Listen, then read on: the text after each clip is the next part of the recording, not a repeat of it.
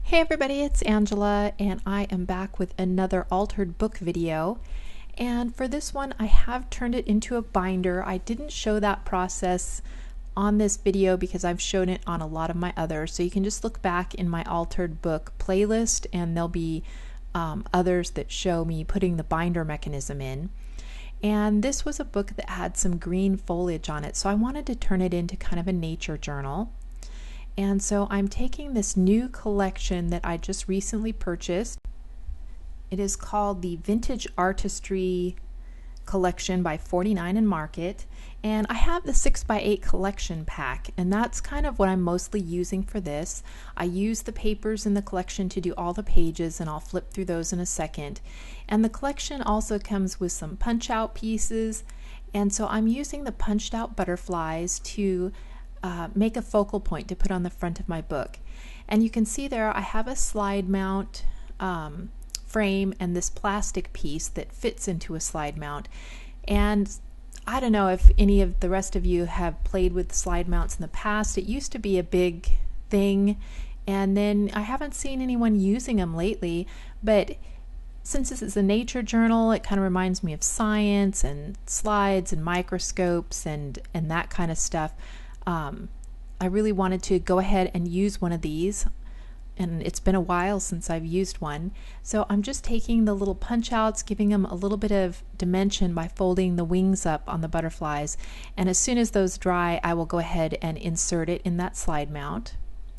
Now I did take a bunch of my dies and I went through some of the papers in the collection, and I just made a bunch of flowers, leaves, all kinds of floral images, tags, and anything I don't use I'll just leave in, with my collection to use on future layouts. So I know I want to put that slide right in the front there, and then I'm just taking a bunch of the leaves and flowers that I die cut using my own dies, and I'm just kind of positioning them around and seeing how I like it. I love how the cover of that book has, the leaves and stuff already on it and a green color. This is going to be very green inspired because, it's just nature, and I wanted it to be kind of lush and everything. So I go ahead and kind of figure out what I want to do.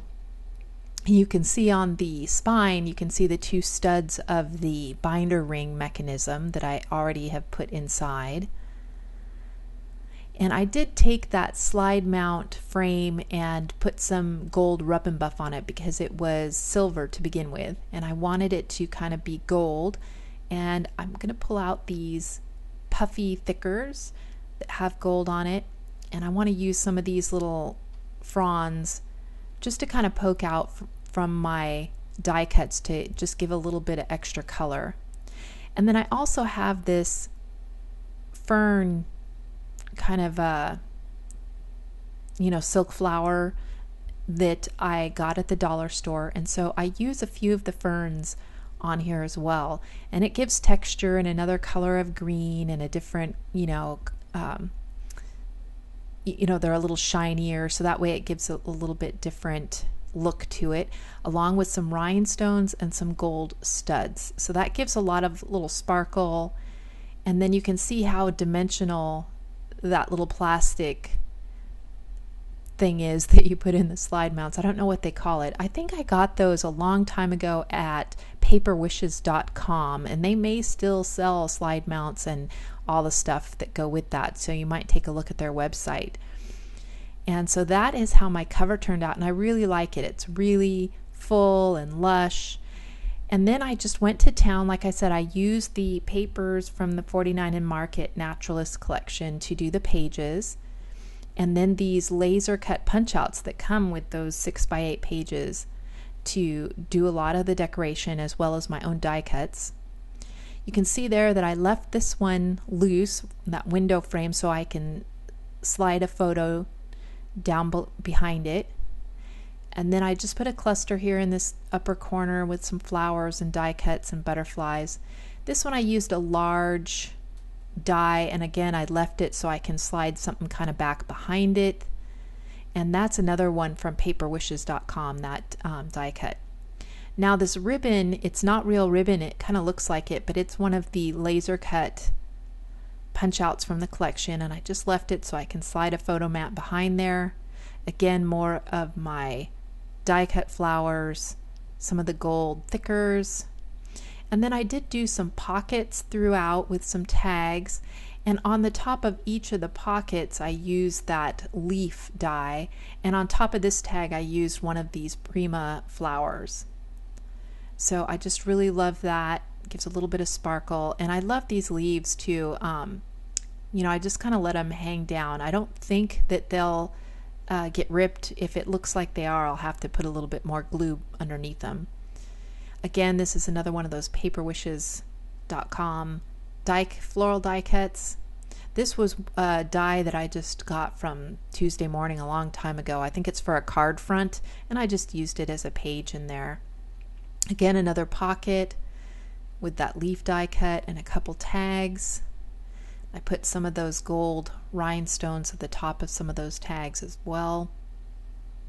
I used another piece of that floral fern to put on the top of that tag, and I just let some things kind of poke up above the pages and below the pages.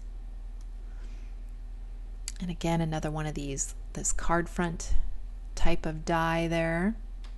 And some of the pages I didn't do anything on. You know, I can just put the matted photos or journaling. These papers were just gorgeous the way they were. So I left that. This little butterfly in the little glass dome die cut is from Elizabeth Crafts. Again, more of these tags. I think that some of the tags are from Elizabeth Craft dies as well. And again, just beautiful papers. I didn't want to cover them up too much, but I wanted to give places to tuck things and put matted photos. Again, more of my own die cuts, another Prima flower. Those laser cuts had a little bird that I kind of popped in there, another little touch of gold in there. And I think that is the last decorated page. Oh, and I have another pocket with a tag in the very back. I think I'm going to use this just to put some of my butterfly, dragonfly, moth type pictures, just nature pictures here from the farm. I might put in there. I'm not sure yet, but that's the great thing about using the binder rings. If I do this as a, you know, butterfly journal or nature journal, and I don't like it, I can always change the pages out and, you know, put something completely different. I could make it into an album of the, you know, my granddaughters or my mom or something like that. You know, it could be anything, and I can change the pages out if I want to. So that is my completed project. It was just a short one here today. So if you have any questions or anything, just leave me a comment down below. And thank you guys so much for watching. I hope everyone had a great new year and that you're all doing well. And drop me a message down below, say hi, and yeah, so thank you guys again so much for watching. Give me a thumbs up, that's always helpful, and I will see you guys again in the next video. Talk to you later. Bye.